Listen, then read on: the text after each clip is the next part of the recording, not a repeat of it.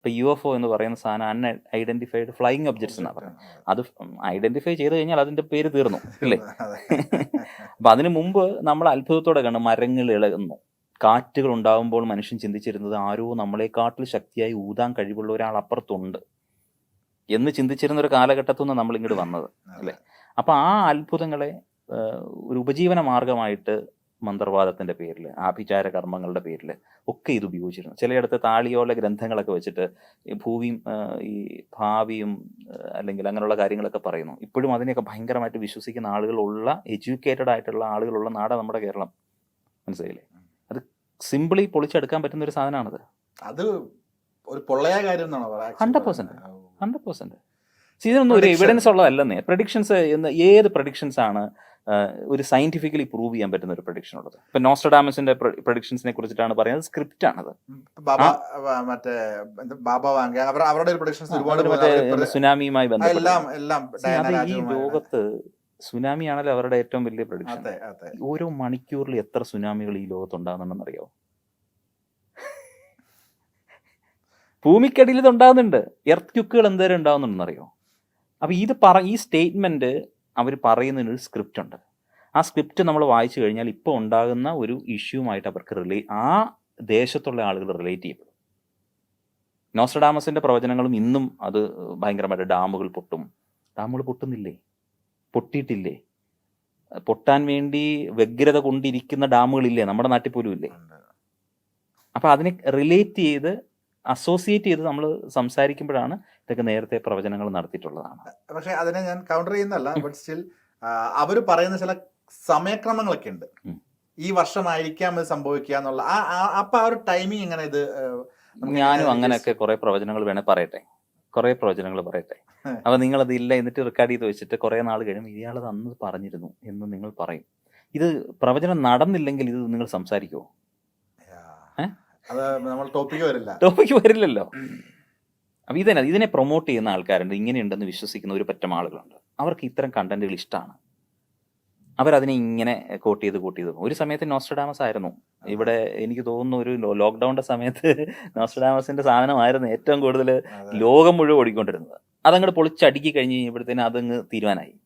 ഇപ്പൊ ആണ് അടുത്തത് ഇവരുടെ വന്നിരിക്കുന്നത് സുനാമി പ്രവചനവുമായിട്ട്. അതിനുശേഷം ഇപ്പം ന്യൂ ഏജ് വാങ്ങാന്ന് പറഞ്ഞിട്ട് അത് വന്നിട്ടുണ്ട്. അവരും സുനാമി പറഞ്ഞിരുന്നു. പക്ഷെ അത് നമ്മുടെ ഫുട്ബോളിന്റെ മത്സരങ്ങൾക്ക് ആമയെ കൊണ്ടുവന്ന് നീരാളിയെ കൊണ്ടുവന്ന് ചെയ്യുന്നില്ലേ? ഇതൊക്കെ ചുമ്മാ ഈ നമ്മുടെ അന്ധവിശ്വാസങ്ങളുടെ ചില മനുഷ്യനുള്ളിലുണ്ട്.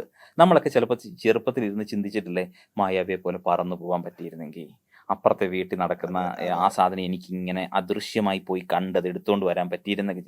ഇങ്ങനത്തെ ആഗ്രഹങ്ങളുള്ള ആളുകൾ പടച്ചുവിടുന്ന ഓരോ സാധനങ്ങളായിട്ട് മാത്രം ഇതിനെ കണ്ടാൽ മതി. അതിനകത്ത് അവൻ കൃത്യമായ ഒരു ബ്രില്യൻസും കൂടെ ഉപയോഗിക്കുന്നു. അത് അവൻ്റെ ഇൻ്റലിജൻസ് ആണ്, അവൻ്റെ ക്രിയേറ്റിവിറ്റിയാണ്.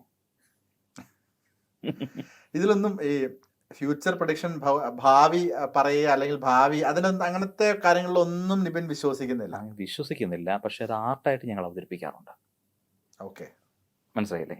ഈ സാധ്യതകളെല്ലാം ഇതൊരു പ്രോബബിലിറ്റി അല്ലേ? ഒരു പ്രോബബിലിറ്റി ഉണ്ട്. അത് പോസിബിലിറ്റി ആയിട്ട് നമുക്ക് ആളുകളുടെ മുമ്പിൽ അവതരിപ്പിച്ച് കാണിക്കാറുണ്ട്. ഇപ്പം നിങ്ങൾ ചെയ്യാൻ പോകുന്ന ഒരു കാര്യം, ഞാൻ ഒന്നുകൂടെ പെർഫോമൻസ് കാണിക്കാം. ഇപ്പം നിങ്ങൾ ചെയ്യാൻ പോകുന്ന ഒരു കാര്യം ഞാൻ മുൻകൂട്ടി മുമ്പിൽ പ്രഡിക്റ്റ് ചെയ്ത് വെക്കാം. അപ്പം നിങ്ങൾ ഇപ്പം ഇത്രയും നേരം ഇയാൾ പറഞ്ഞതും ഇയാൾ ചെയ്യുന്നതും തമ്മിൽ യാതൊരു ബന്ധവുമില്ലല്ലോ എന്ന് ചിന്തിക്കുന്ന തരത്തിലേക്ക് അത്ഭുതപ്പെടുത്താൻ ഇത് ഉപയോഗിക്കുന്നു. മനസ്സിലായി. ഇതൊരു കലയാണ്. നൃത്തവും സംഗീതവും നാടകവും മിമിക്രിയും ഒക്കെ പോലെ ആസ്വദിക്കേണ്ട ഒരു കലയാണ്. പക്ഷെ ഇതിനകത്ത് നിഗൂഢതകളുടെ കുറേ സാധനങ്ങൾ നമ്മളായിട്ട് തന്നെ ഇടുന്നു, അല്ലെങ്കിൽ കലാകാരൻ അയാൾ ആ അവതരണ രീതിക്ക് വേണ്ടി അത് ഉപയോഗിക്കുന്നു. അതിനപ്പുറത്തേക്ക് ഇതൊന്നുമില്ല. Pure art form. ഓക്കെ, ഇതൊക്കെ നമുക്ക് ശരിയെന്ന് വെക്കട്ടെ. അപ്പോഴും നമുക്ക് മനസ്സിലാവാത്ത ചില കാര്യങ്ങളൊക്കെ ഉണ്ട്. ഇപ്പം കൊച്ചു കുട്ടികൾ മുതൽ ഇപ്പം എൻ്റെ ഏജ് ഉള്ളതും എന്നേക്കാളും ഏജുള്ള ആൾക്കാരുടെയൊക്കെ ഒരു ക്യൂരിയോസിറ്റി വരുന്ന സാധനങ്ങള്. ഇപ്പൊ എൻ്റെ മൈൻഡ്, ഇപ്പൊ എൻ്റെ ക്യാമറാമാൻ ആയിട്ടുള്ള ഷമീറിനെ കൊണ്ട് പറയിപ്പിക്കുക, അങ്ങനത്തെ ഒക്കെ നമ്മൾ കണ്ടിട്ടുണ്ട്. ഞാൻ എന്ത് മനസ്സിൽ ഞാൻ ഏത് പാട്ട് ഓർക്കുന്നു എന്നുള്ളത് ഷമീർ പറയുന്നു, അങ്ങനെ കണ്ടിട്ടുണ്ട്. അപ്പം അതിനൊക്കെ എന്താ, അത് എങ്ങനെ നമുക്കത് എങ്ങനെയെന്ന് ചോദിക്കുന്നിടത്താണ് അതിന്റെ പ്രശ്നം. കാരണം അതിന്റെ രഹസ്യങ്ങൾ പറയുമ്പോൾ അതിന്റെ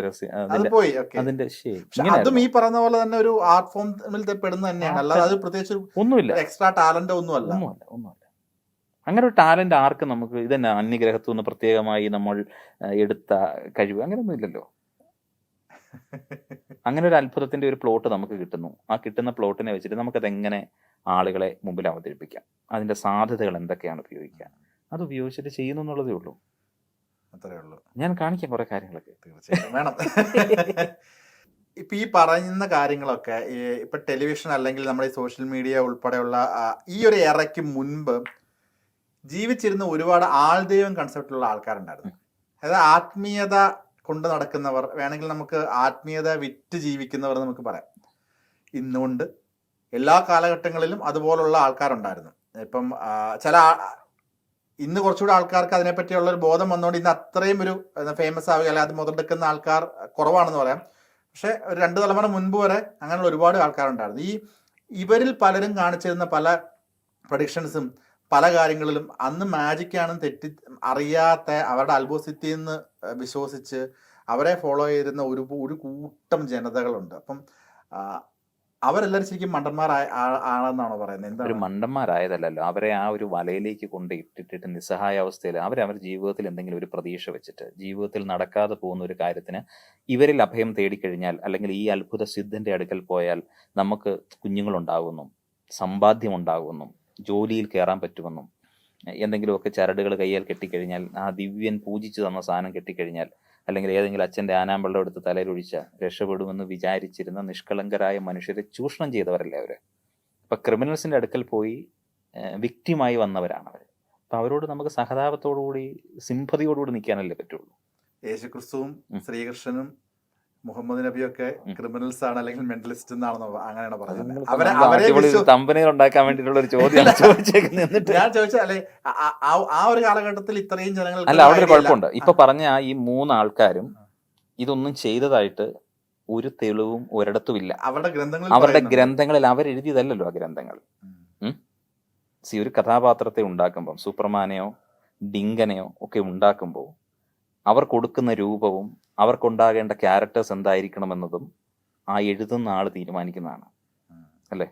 അയാളുടെ മനോവികാരങ്ങളിലൂടെ പോകുന്ന അയാളുടെ സ്വപ്നങ്ങളെല്ലാം എഴുതി പിടിപ്പിച്ചിട്ട് ഇതൊക്കെ ശരിക്കും എന്തിനുണ്ടായതാ? മനുഷ്യനെ നിയന്ത്രിക്കാൻ വേണ്ടി ഉണ്ടാക്കിയതല്ലേ അല്ലേ. രാജഭരണകാലങ്ങളിൽ മനുഷ്യനെ നിയന്ത്രിക്കാൻ വേണ്ടി അവനെ ഫിയർ ഇവോക്കേറ്റ് ചെയ്താൽ മാത്രമാണ് ഒരു മനുഷ്യനെ ഫിയർ ഇവോക്കേറ്റ് ചെയ്ത് കഴിഞ്ഞാൽ അവൻ തീർന്നു. അതെ, ശരിയാണ്, കറക്റ്റ് അല്ലേ. അപ്പൊ അതിന് കുറെ പ്രതിവിധികളും ചില വഴികളും മനഃശാസ്ത്രപരമായിട്ട്, അന്ന് സൈക്കോളജി എന്ന് പറഞ്ഞൊരു ടേം പോലും ഇല്ലാത്ത സമയത്ത് ആ മനസ്സിനെയൊക്കെ അവൻ കണ്ടെത്തി ഒരു മനുഷ്യന്റെ ബിഹേവിയർ പാറ്റേൺസ് അനുസരിച്ചിട്ട് ഇതൊക്കെ എഴുതി പിടിപ്പിച്ച് കൃത്യമായിട്ട് ഒരു സിസ്റ്റം ഉണ്ടാക്കിയെടുക്കുന്നു. അത് കഴിഞ്ഞതാണ്.